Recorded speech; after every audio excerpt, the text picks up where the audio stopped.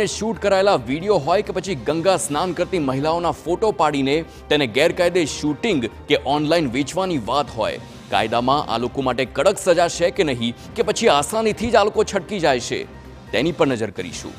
આપને જણાવી દઈએ કે BNS 2023 હેઠળ કઈ સજા થઈ રહી છે। તો કલમ 294 એટલે કે અશ્લીલ સામગ્રી વેચવા કે જાહેરમાં અશ્લીલ વર્તન કરવું દંડનીય અપરાધ માનવામાં આવે છે,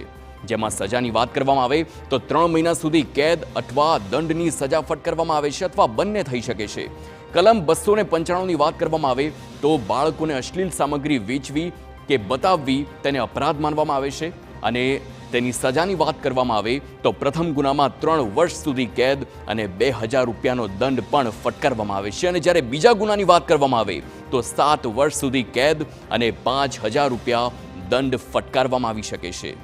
હવે માહિતી તકનીકી અધિનિયમ 2000ની વાત કરીશું। આ પણ એક કલમ છે, તેમાં કલમ 67 જેમાં ઓનલાઈન અશ્લીલ સામગ્રી અપલોડ કે પછી વેચવાની વાત હોય તેમાં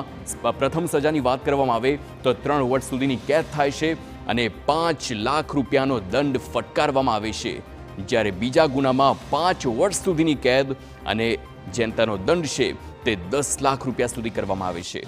તો સ્ત્રીઓની અશ્લીલ પ્રસૂતિ પ્રતિબંધ અધિનિયમ 1986ની વાત કરવામાં આવે, જેમાં કલમ 3 અને 4ની વાત છે, જેમાં સ્ત્રીઓની અશ્લીલ છબીઓ કે જાહેરાતો પ્રસારિત કરવી અને તેમાં સજાની વાત કરવામાં આવે